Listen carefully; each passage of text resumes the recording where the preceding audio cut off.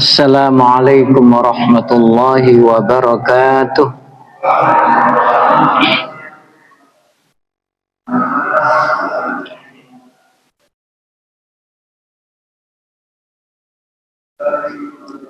Alhamdulillah,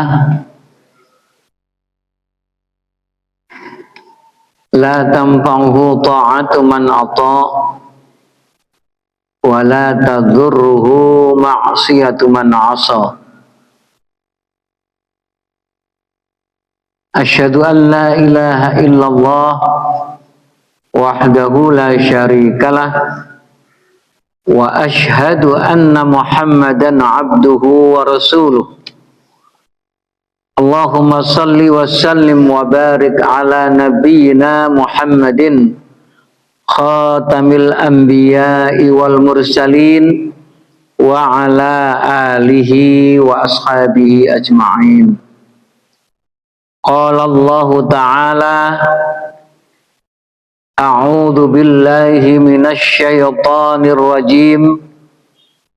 Bismillahirrahmanirrahim. Ya ayyuhalladzina amanu taqullaha haqqa tuqatih wa la tamutunna illa wa antum muslimun. Shadaqallahul azim. Hadirin para jamaah yang dirahmati Allah, marilah kita selalu bersyukur kepada Allah yang telah memberikan rahmat, nikmat, taufik, hidayah kepada kita semua. Mudah-mudahan Allah selalu menjadikan kita hamba yang pandai bersyukur.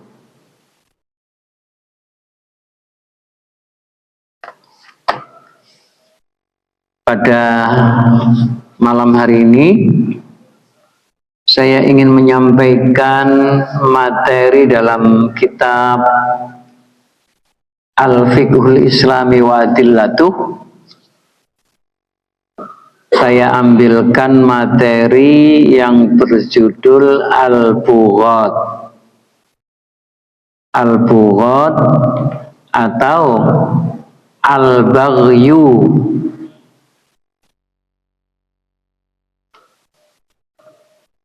Di sini diterangkan Al-Baghyu artinya adalah at-tolab. At-tolab itu artinya menuntut atau mencari. Sama dengan kata-kata at-tolab yang sering kita dengarkan, tolabul ilmi, mencari ilmu. Fardhatun ala kulli muslim, adalah wajib bagi orang Islam.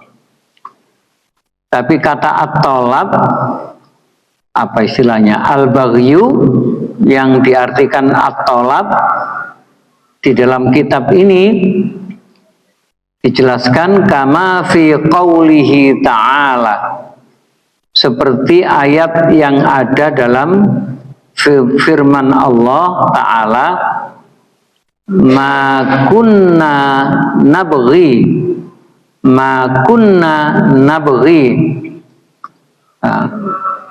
Ma inilah, kunna yang kita, nabghi mencarinya, inilah sesuatu yang telah kita cari.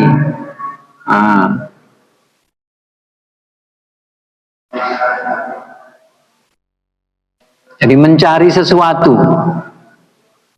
mencari sesuatu itu disebut secara bahasa ya, al-bughat atau al-baghyu, artinya mencari sesuatu. Tapi menurut istilah fikih, salah satu ulama fikih mendefinisikan al-imtina'u min ta'atin, melarang mencegah atau menghalang-halangi min ta'atin, menghalang-halangi ketaatan, menghalang-halangi ketaatan, ketundukan, kepatuhan. Al-imtina'u min ta'ati man tasbutu imamatuhu fi ghairi ma'siyatin bimughalibatin atau bimughalabatin. Mencegah ketaatan terhadap orang yang sudah ditetapkan kepemimpinannya. Ada orang sudah disepakati menjadi pemimpin,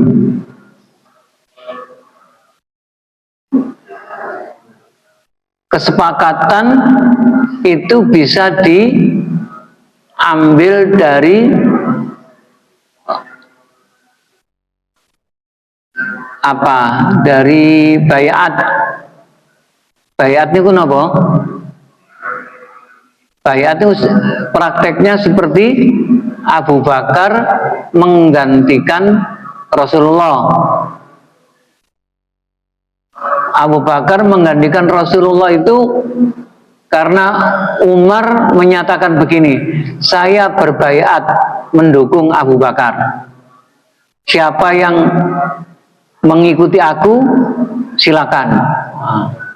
Nah, itu mendukung, memberikan dukungan kepemimpinan. Atau lewat pemilu. Kalau menggunakan sistem demokrasi lewat pemilu, sudah dibentuk panitia pemilihan umum seperti KPU itu, lalu menghasilkan perhitungan suara, kemudian ada salah satu calon pemimpin yang mendapatkan suara terbanyak, lalu itu disahkan, disepakati dan disahkan sebagai pemimpin yang sudah terpilih dengan suara yang terbanyak, lalu sudah dilantik, ya. Lalu kemudian ada orang yang mencegah atau menghalang-halangi untuk taat, ya, menghalang-halangi ketaatan terhadap pemimpin tadi. Niki saged dipahami napa mboten? Saged nggih. Ada seorang pemimpin yang sudah disepakati kepemimpinannya. Jadi man tasbutu imamatuhu, sudah disepakati kepemimpinannya, sudah ditetapkan. Tapi ada orang yang melakukan perbuatan al-imtina'u min ta'atin, menghalang-halangi ketaatan kepada pemimpin yang sudah ditetapkan. Fi ghairi maksiatin, padahal pemimpin itu tidak melakukan kemaksiatan, tidak melakukan kedurhakaan. Tidak ada perbuatan maksiat dari pemimpin itu kepada Allah. Nah, harusnya kalau ada pemimpin yang tidak melakukan kemaksiatan kepada Allah, itu harus didengar, harus ditaati. Tapi kalau pemimpin itu melakukan maksiat, durhaka kepada Allah, itu baru boleh tidak didengar dan tidak ditaati. Dan Rasulullah mengatakan la ta'ata li makhluqin fi ma'siyatil khaliq. Tidak ada kewajiban taat kepada seseorang apabila orang itu memberikan perintah yang perintah-perintahnya itu menuju kepada kemaksiatan kepada Allah. Nah, di sini ini orang dikatakan melakukan perbuatan bughat. Bughat itu diartikan kalau bahasa Indonesia itu pemberontakan. Itu kalau yang dilakukan adalah al-imtina min ta'ati man tasbutu imamatuhu, menghalang-halangi kepatuhan atau ketaatan terhadap orang yang sudah tetap kepemimpinannya fi ghairi maksiatin, dalam keadaan orang yang memegang kepemimpinan itu tidak bermaksiat.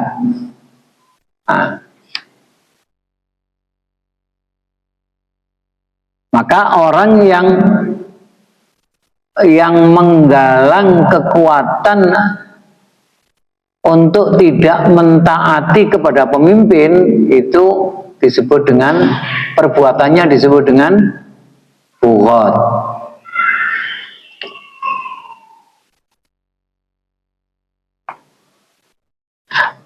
Wal baghyu haramun. Perbuatan bughat, pemberontakan, itu adalah haramun, hukumnya haram. Liqaulin Nabi sallallahu alaihi wasallam, dengan dasar menggunakan dasar keharamannya tadi berdasarkan perkataan atau sabda Nabi sallallahu alaihi wasallam. Rasulullah mengatakan, man naza'a yadahu min ta'ati imamihi, barang siapa yang mencabut ketaatannya terhadap pemimpinnya, fa innahu ya'ti yaumal qiyamah, maka sesungguhnya ia akan datang pada hari kiamat.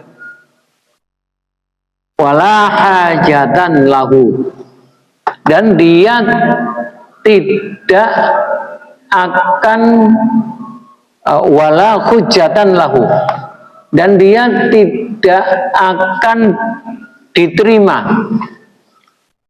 hujah baginya. Tidak ada alasan yang bisa diterima oleh Allah pada hari kiamat bagi orang yang mencabut ketaatannya kepada pemimpin. Ada dalam sebuah hadis itu kalimatnya begini, man ata'al amir faqad ata'ani. Barang siapa yang taat kepada pemimpin, maka sama dengan taat kepadaku. Waman ata'ani, dan barang siapa yang taat kepadaku, faqad ata'allah, maka derajatnya sama dengan taat kepada Allah. Jadi taat kepada Allah, kemudian taat kepada Nabi, kemudian taat kepada pemimpin, itu adalah satu garis komando yang harus dipatuhi oleh orang-orang yang beriman. Dan orang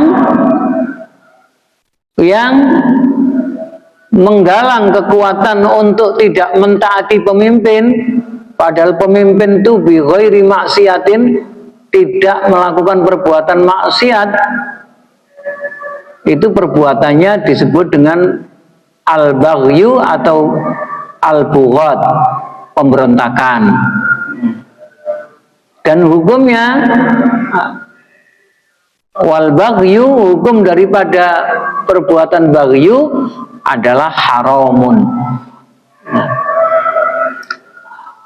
Rasulullah mengatakan, wa man mata, dan barang siapa mati, meninggal dunia, wa huwa mufariqun lil jamaati, dalam keadaan ia memisahkan diri dari jamaah. Nah, ini memang hidup berjamaah ini bagian dari hidup beragama. Hidup beragama itu, ya, hidup beragama Islam itu diwujudkan dalam bentuk hidup berjamaah. Rasulullah berkali-kali menyatakan alaikum bil jamaah, alaikum bil jamaah. Kamu harus berjamaah. Kamu harus selalu dalam keadaan berada dalam jamaah, yaitu satu ikatan komunitas, ya, yang sama-sama beragama Islam. Dan di situ ada yang memimpin dan ada yang dipimpin. Ada yang memimpin, ada yang dipimpin. Ada yang punya kewenangan memberi perintah, dan ada yang memiliki kewajiban untuk mentaati perintah. Maka barang siapa kalau terjadi seseorang memisahkan diri dari jamaah, setelah itu kemudian ia mati, ketika ia mati itu berada dalam keadaan sudah keluar dari jamaah, kata Rasulullah,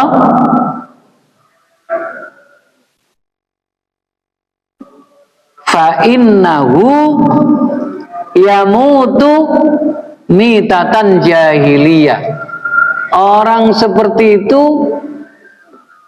kematiannya berada dalam keadaan kematian jahiliyah. Kematian jahiliyah.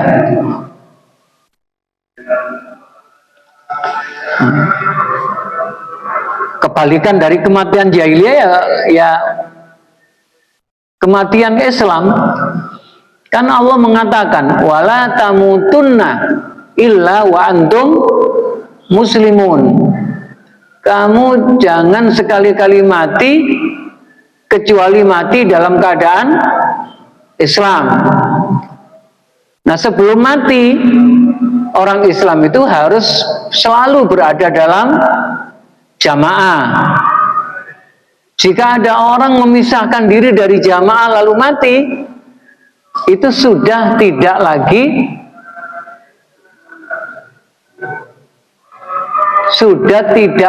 sesuai dengan perintah Allah tadi, yang Allah katakan la tamutunna illa wa antum muslimun, kecuali kamu dalam keadaan Islam. Nah, termasuk orang yang matinya mati jahiliyah, tidak mati dalam keadaan Islam, itu kalau dia mati dalam keadaan memisahkan diri dari jamaah Islam. Wa qala alaihi salatu wassalam aydan, dan berkata Rasulullah sallallahu alaihi wasallam, man hamala alaina as-silaha falaisa minna. Barang siapa membawa senjata untuk menghadapi kami, jadi kalau ada orang mengaku Islam, sudah bersyahadat, percaya kepada Allah, membenarkan Allah dan membenarkan Nabi Muhammad sebagai utusan Allah, tapi praktek dalam kenyataannya justru menentang Rasulullah, apalagi sambil membawa senjata untuk menghadapi Rasulullah. Maka Rasulullah mengatakan falaisa minna. Maka itu merupakan tanda-tanda golongan yang bukan golongan kami. Ya, tidak bisa dikatakan lagi sebagai golongan dari umat Islam.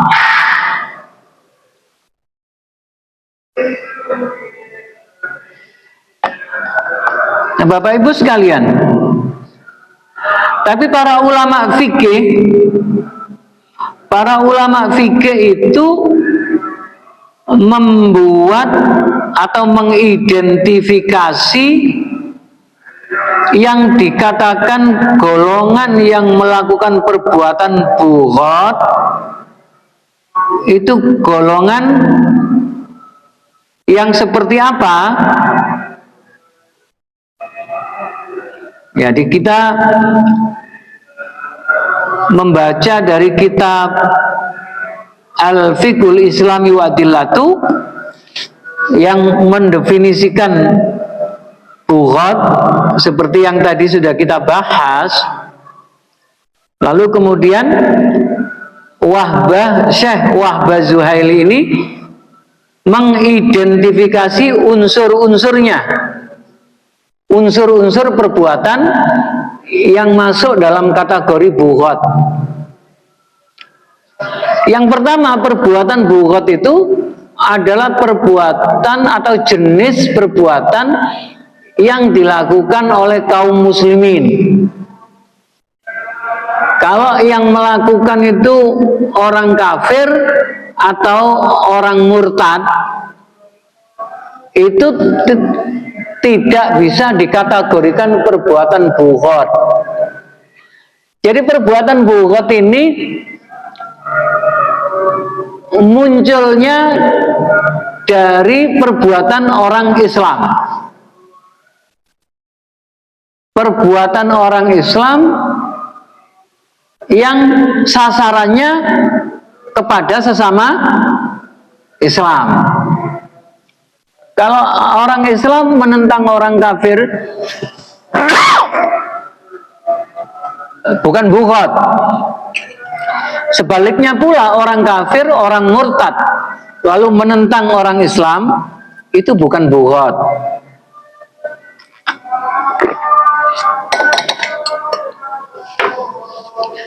Saged dipahami ya? Yang perbuatan bughat ini perbuatan yang bersifat menentang ketaatan, menentang dari kepatuhan. Pelakunya adalah orang Islam, sasarannya juga orang Islam. Kalau berhadapan Islam dan kafir atau kafir dan Islam itu saling menentang, saling tidak taat, itu tidak masuk kategori bughat namanya. Dan yang kedua, yang dikatakan bughat atau pemberontakan tadi, itu adalah yang keluar dari ketaatan kepada imam yang syah, yang secara syariat itu sudah memiliki legitimasi, sudah diakui oleh mayoritas orang Islam, sudah disepakati siapa pemimpin yang mereka jadikan panutan itu secara sah, legitimit. Lalu kemudian ada orang yang keluar dari ketaatan terhadap pemimpin yang sah. itu dikatakan bughat.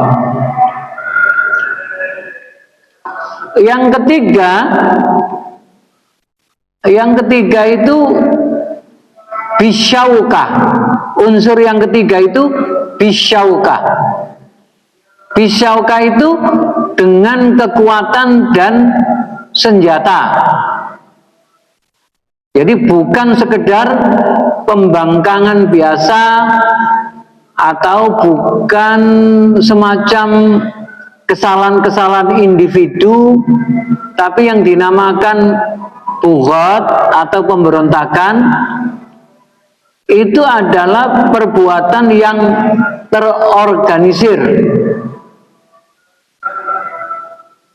yang memiliki kekuatan nyata. Kekuatan nyata itu baik kekuatan anggota dan kekuatan senjata. Kalau saya beri contoh organisasi Nahdlatul Ulama, itu merupakan kekuatan. Organisasi Muhammadiyah itu punya kekuatan, punya organisasi, punya struktur mulai dari pusat sampai kalau di Muhammadiyah itu sampai cabang dan ranting. Kalau di NU itu sampai cabang dan anak cabang gitu ya. Ancap, cabang dan anak cabang. Itu kekuatan. Tapi kalau pemberontakan itu tidak hanya kekuatan, tapi dengan senjata. Ya, dengan senjata. Yang senjata itu dipakai untuk menggalang kekuatan dalam rangka menentang pemimpin. Jadi kalau pemimpin Muhammadiyah atau para ulama-ulama Muhammadiyah atau ilmuwan-ilmuwan, intelektual-intelektual Muhammadiyah mengkritisi kebijakan-kebijakan pemerintah dan menyatakan tidak setuju, itu tidak bisa semena-mena dituduh sebagai pemberontakan. Begitu juga kalau ada kiai dari kalangan Nahdlatul Ulama mengkritisi kebijakan-kebijakan pemerintah dan menyatakan tidak setuju. Contoh kasus misalnya tidak setuju dengan pemindahan ibu kota, tidak setuju dengan kereta api Wus, apalagi tidak setuju dengan undang-undang Omnibus Law, macam-macam pokoknya. Itu tidak bisa dikategorikan secara semena-mena bahwa itu adalah pemberontakan. Sebab pemberontakan itu menurut Syekh Wahbah Zuhaili ini ada unsur kekuatan persenjataan. Muhammadiyah ini tidak ada senjata. Coba saya cek, apakah punya mobil tank? Tidak ada. Yang ada itu paling ambulan. Mobil ambulan rumah sakit, mobil ambulan balai pengobatan, mobil operasional sekolah. Tidak ada mobil tank yang bisa digunakan untuk menembakkan peluru atau ngebom, tidak ada. Begitu juga Nahdlatul Ulama. Kalau dulu FPI, Front Pembela Islam, itu ada senjatanya. Tapi senjatanya itu loh cuma pentung kayu. Gimana betul? Ada enggak senjata FPI itu apa itu pesawat tempur gitu? Enggak ada, pentung kayu. Kayunya dipakai mentungi orang-orang yang waktunya puasa Ramadan itu buka hiburan secara terang-terangan. Nah itu lalu dikategorikan sebagai pemberontak negara lalu dibubarkan.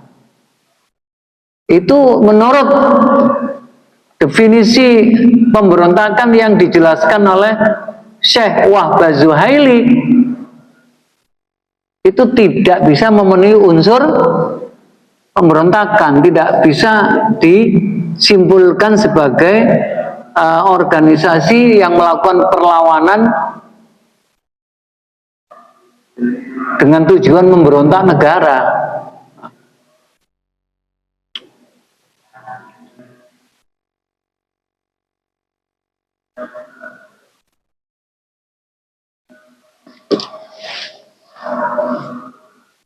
Kita sering melihat podcast yang menentang kebijakan negara. Coba jenengan ikuti, jenengan buka YouTube podcast Abraham Samad, ya, Speak Up. Ada lagi podcast Bambang Wijoyanto. Apa itu anunya, nama podcastnya? Bincang-bincang dengan podcast yang menjaga kewarasan akal. Podcastnya Refli Harun.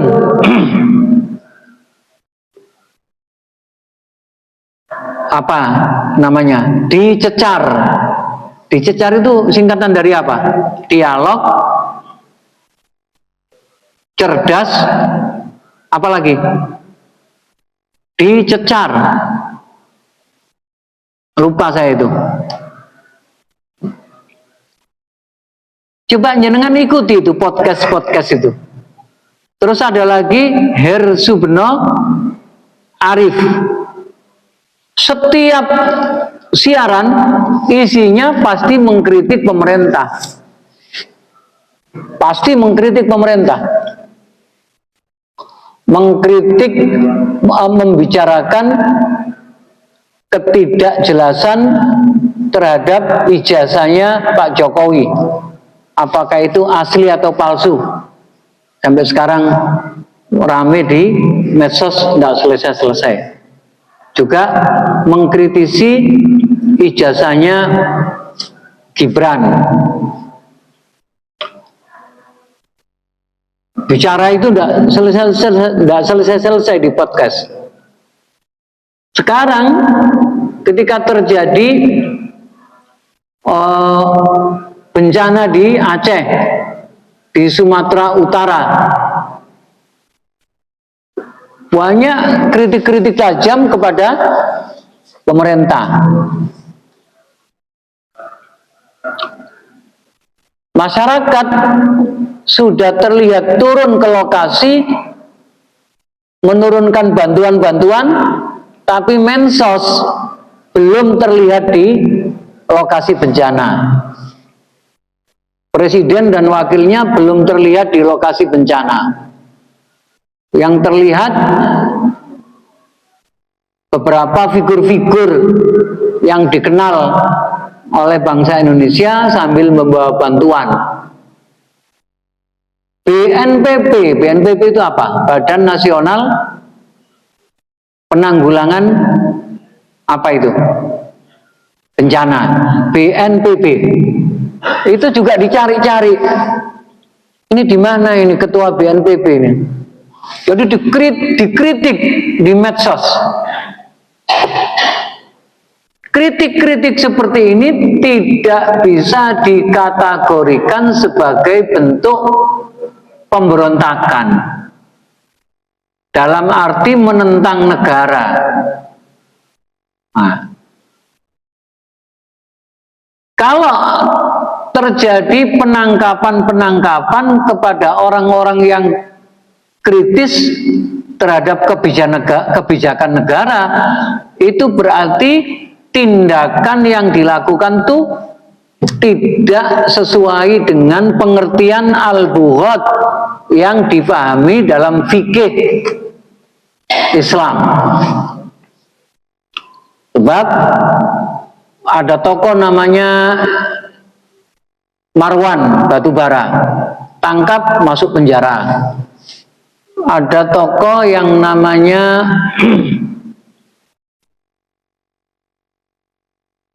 Anton Permana, karena kritis dan mengkritik kebijakan-kebijakan, tangkap masuk penjara. Termasuk yang ditangkap masuk penjara adalah Bambang Tri dan Gus Nur Sugi, panggilannya Sugi ya, karena dianggap kritis, langsung tangkap masuk penjara.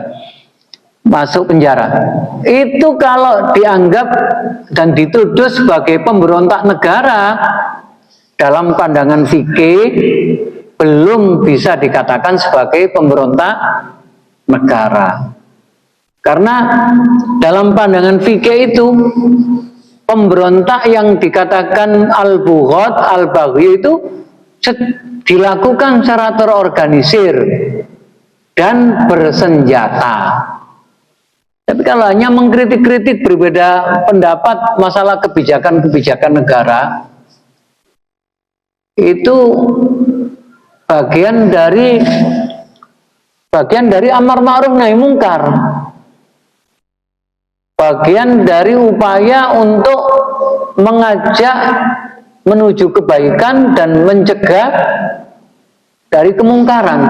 Tapi kalau yang memiliki otoritas itu tidak memahami apa sih yang dikatakan bughat, pemberontakan menurut fikih Islam, itu maka yang terjadi mainnya itu tangkap penjara, tangkap penjara, tangkap penjara, semau-maunya, semau-maunya nangkap dan semau-maunya memenjarakan, dengan tidak melihat bagaimana pandangan fikih Islam memandang seperti apa perbuatan yang disebut dengan bughat. Nah, begitu juga salah satu unsur yang dikatakan perbuatan bughat itu biasanya pelakunya memiliki alasan ideologis, memiliki alasan yang berupa penafsiran-penafsiran agama, memiliki alasan yang berupa penafsiran-penafsiran sudut pandang politik yang menurut mereka benar, dan memandang pemerintah melakukan kebijakan yang tidak benar. Nah, biasanya ada unsur itunya, ada unsur perbedaan ideologisnya, ada unsur perbedaan sikap dan langkah politiknya. Bahkan kadang-kadang ada unsur perbedaan dalam penafsiran agama. Itu termasuk unsur yang ada dalam perbuatan al-bughat.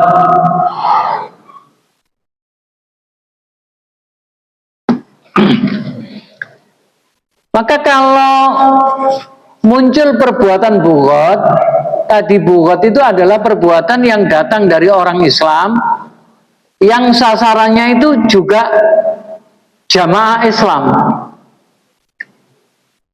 Karena yang melakukan ini Islam, yang sasarannya juga jamaah Islam sendiri, pelakunya itu menurut fikih Islam itu tidak bisa dikafirkan, tidak bisa dikafirkan. Oh itu kafir, nggak bisa. Pelaku bughat itu identik dengan orang Islam itu sendiri. Jadi kalau ada orang melakukan bughat, itu darah dan harta mereka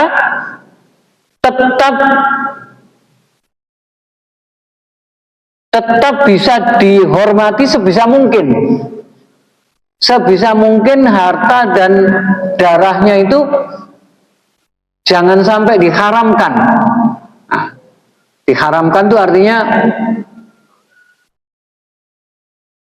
dibolehkan dibunuh.